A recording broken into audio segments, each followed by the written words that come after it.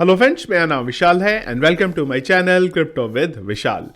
तो गाइज आज के वीडियो में बात करेंगे बिटकॉइन के बारे में और एलआरसी के बारे में। बहुत ज़्यादा जो क्वेश्चन है वो अक्सर कमेंट बॉक्स में आते हैं एलआरसी के बारे में। 50,000 का पोर्टफोलियो है, उसके अलावा क्वाइन डीसीएक्स पे बहुत सारे लोग लगातार क्वेश्चन करते थे कि यार वहाँ पे बीटीटी जो है नहीं दिख रहा। सारी की सारी क्या न्यूज़ है, खबर है, सबके बारे में डिस्कस करेंगे। तो गाइस पहली चीज़, टेलीग्राम पे अगर आप लोगों ने अभी तक ज्वाइन नहीं किया जरूर ज्वाइन कर लीजिएगा, जहां से सारे अपडेट्स आपको सबसे पहले मिले। लिंक वीडियो के डिस्क्रिप्शन पे मिल जाएगा। तो गाइस सबसे पहले बात करते हैं fear and greed index, extreme fear 21। पता नहीं कब तक रहेंगे हम लोग एक्सट्रीम फियर में। मार्केट अगर हम लोग देखें तो तकरीबन न्यूट्रल ही है, 0.75% के अप पे खाली दिखा रहा है यहाँ पे। ओवरऑल अगर हम लोग देखें तो उसी तरीके से चल रहा है। यहाँ पे डॉज ने लंबा पंप किया था, उसके बाद अब थोड़ा नीचे। तो ओवरऑल कुछ ज़्यादा अपडेट फिलहाल यहाँ पे देख के आपको बहुत बड़ा कुछ दिखेगा नहीं। चलिए जी, बिटकॉइन के बारे में गाइस बात करें तो करेंटली बिटकॉइन चल रहा है यहाँ पे 43,200 की रेंज के बीच में। अब हो क्या रहा है अगर यहाँ पे देखें हम लोग, और एक चीज़ क्या है कि वीकेंड चल रहा है तो फिलहाल कुछ अपडेट आएगा भी नहीं यहाँ पर, समझ में आएगा भी नहीं ज़्यादा चीज़ें देख के। इंपॉर्टेंट रहेगा नेक्स्ट वीक, और उसमें भी ट्यूसडे। और वो भी क्यों?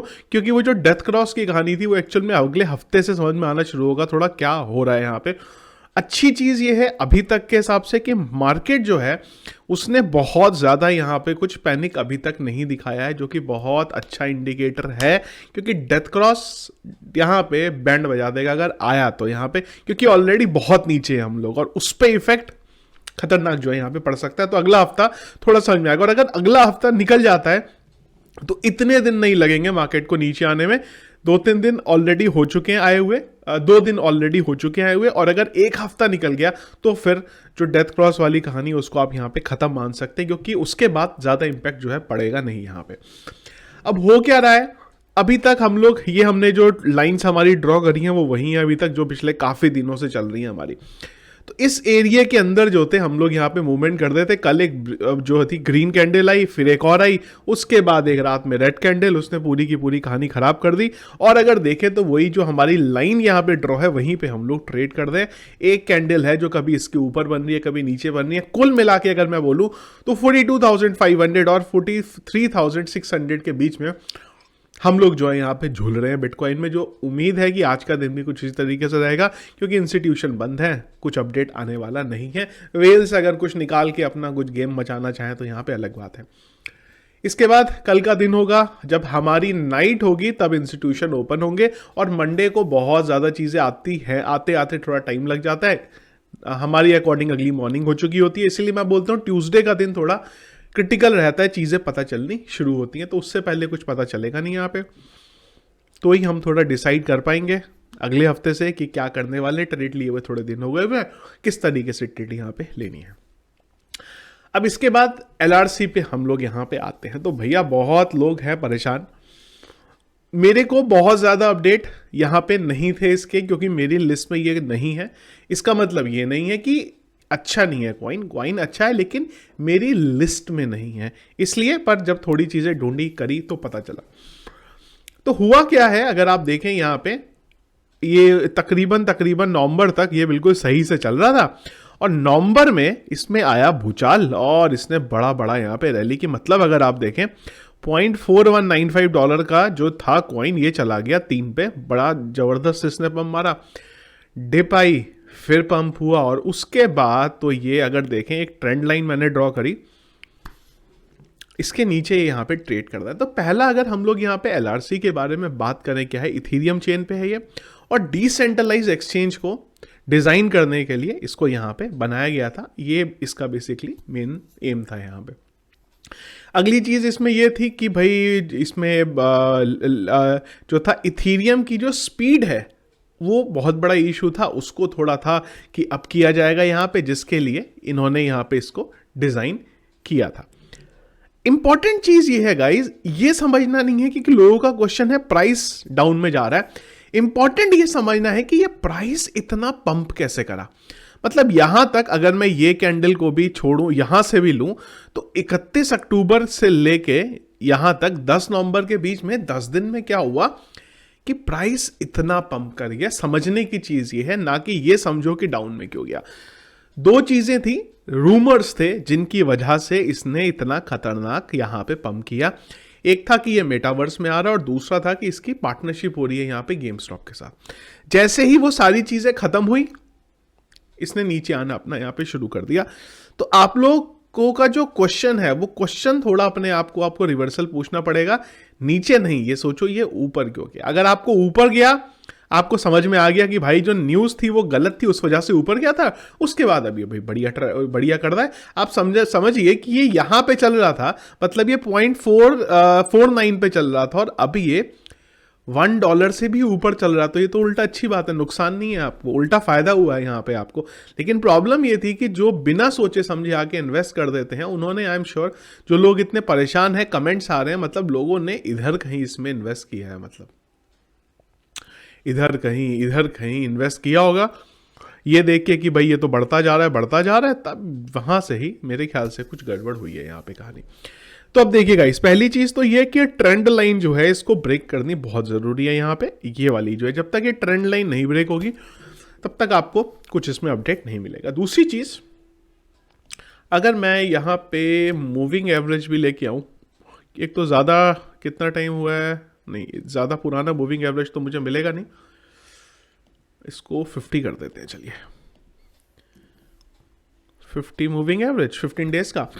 तो देखिए ये है, तो अभी ये समझिए कि ये अगर यहां से पंप भी करता है ना, तो इसको इधर कहीं जो है एक रेजिस्टेंस मिलेगा $2 के अराउंड, मतलब $2 का मतलब 75, ये करीब 160-170 रुपए पे हो जाता है, मतलब 160-170 रुपए के अराउंड इसको एक रेजिस्टेंस यहां से मिलेगा। पहले तो इसे ट्रेंड लाइन ब्रेक करनी है, ट्रेंड लाइन ब्रेक करने के बाद इसको एक रेजिस्टेंस यहां पे मिलेगा, वो रेजिस्टेंस ये जब तोड़ता है तो ये कुछ ऊपर की तरफ यहां पे जा सकता है।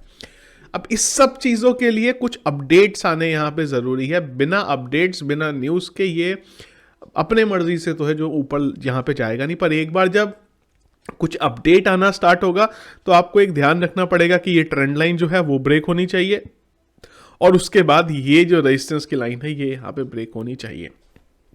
अब क्वेश्चन ये आता है कि क्या करें, तो देखो जितना मैंने स्टडी करी पढ़ा है कि ऐसा नहीं है कि ये बेकार है, पर अभी इसके ऑल्टरनेट अवेलेबल है बढ़िया, उस वजह से ये जो है यहाँ पे नीचे है। इंपॉर्टेंट चीज ये है इसके नीचे होने का और ज्यादा एकदम से पंप ना होने का। और दूसरी चीज एक आपको समझनी पड़ेगी कि बिटकॉइन का प्राइस डाउन है। एक बार जब बिटकॉइन का प्राइस अप होगा तो आपको इसमें जो है मूवमेंट यहाँ पे दिखाई देगी, जिससे इसका जो प्राइस है ऊपर एक यहाँ पे जा सकता है। तो फिलहाल मेरा मानना तो नहीं है कि भाई अपने नुकसान में कुछ निकालो, एक बार थोड़ा टाइम देखेंगे, एटलीस्ट आप ये क्वार्टर तो निकलने दो, इस क्वार्टर में थोड़ा समझ में आएगा कि क्या अपडेट इसमें हो रहे हैं एलआरसी में, तो आप जो है डिसीजन यहाँ पे ले सकते हैं। तो ये मेरे अकॉर्डिंग है, ये लाइंस ब्रेक करनी है। कुछ बड़ा अपडेट मुझे मिला नहीं है, ट्विटर हैंडल पे मैं इनके गया हूँ जहाँ पे इन्होंने कुछ न्यूज़ डाली हैं, लेकिन वो न्यूज़ भी कुछ कन्फर्मेटिव यहाँ पे है नहीं, तो फिलहाल कुछ ज़्यादा एलआरसी पे है नहीं। पर हाँ, जिस जगह चल रहा है ये, इसके थोड़ा अगर नीचे यहाँ तक जाता है, मतलब आप समझिए यहाँ तक, तो आप एक यहाँ पे अगर थोड़ा नीचे ये 1.19 है, तो मतलब आप समझिए ये तकरीबन 90 के रुपए के अराउंड मैं दिखा रहा हूँ यहाँ पे, मतलब अगर ये 80 तक जाता है तो एक आप थोड़ा सा लेके एवरेज आउट कर सकते हो, क्योंकि ऑलरेडी ये इसका काफ़ी जो है बॉटम लाइन यहाँ पे हो जाएगा। तो ये है फिलहाल एलआरसी का। कुछ और अपडेट अगर मुझे मिलेगा मैं इसको अपनी लिस्ट में ज़रूर ऐड करता हूँ कि जब भी मुझे कुछ एलआरसी में अपडेट आया तो मैं आप लोगों को वहाँ पे बता दूंगा क्या इसमें चल रहा है। चलिए जी, अब चलते हैं गाइस हमारे 50,000 के पोर्टफोलियो पे, जो आई गेस बढ़िया चल रहा है। क्यों बढ़िया चल रहा है आपको बताता हूँ। देखने से तो आप बोलेंगे यार ये तो 6.5% का डाउन है, यार मार्केट डाउन है और उसमें भी अगर 6.5% का डाउन कहीं मिल रहा है तो यार बढ़िया ही है ना, नुकसान क्या है। पर इस 6.5% में भी एक आपको चीज़ और दिखाता हूँ मैं। इतनी मेरी करंट वैल्यू है, अगर मैं ये 29 को 469 इसको अगर ऐड करूं किसमें से 20,000 में 487, तो मतलब समझ रहे हो 49,956 हमारे ओवरऑल पोर्टफोलियो की वैल्यू है इस समय। 50,000 लगाया था यार, 50,000 लगा के मार्केट डाउन में 49,956 अगर आपको मिलेगा, अगर अभी सब भेज दोगे तो क्या खराबी है। पोर्टफोलियो ठीक है, शॉपिंग थोड़ी करनी है। डॉज का कॉल भी बढ़िया रहा, निकाल दिया हमने सही टाइम पे। उसके बाद डॉज का जो प्राइस है नीचे आ गया, डॉज को फिर खरीदना है हमें। एक बार जैसे ही मार्केट थोड़ा सा बढ़िया दिखेगा यहाँ पे लेंगे। आईसीपी का कॉल लिया था पर उसके बाद थोड़ा आईसीपी में कुछ जो है मूवमेंट वहाँ पे मिली नहीं है। ओवरऑल अगर हम एटम को छोड़ दें तो एटम के अलावा सारे कॉइन्स में अपना भी डाउन चल रहा है यहाँ पे।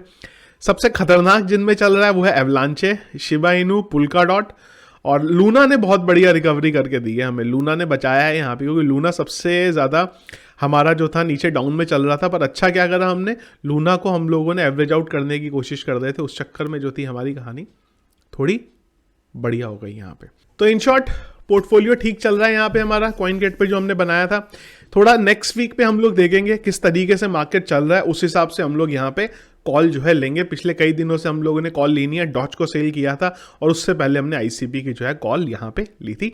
चेन लिंक भी अभी बचा हुआ है, मुझे लेना है पोर्टफोलियो में, तो एक बार थोड़ा अगले हफ्ते पे हम लोग डिसाइड करेंगे क्या हमें यहाँ पे लेना है। अगली चीज़ यहाँ पे गाइस, बहुत सारे लोग यार ये डीसीएक्स में पूछ रहे थे कि इन्होंने बीटीटी जो है यहाँ पे दिख नहीं रहा। तो गाइस ये मैंने ट्वीट किया था थोड़ी देर पहले, टेलीग्राम पे ही मैंने पहले तो ट्वीट कर दिया था, पर उसके बाद जब मुझे पता चला कि यार इन्होंने ऑलरेडी न्यूज़ दी हुई है, मैं डीसीएक्स यूज़ नहीं करता हूँ तो मेरे पास अपडेट होता नहीं है।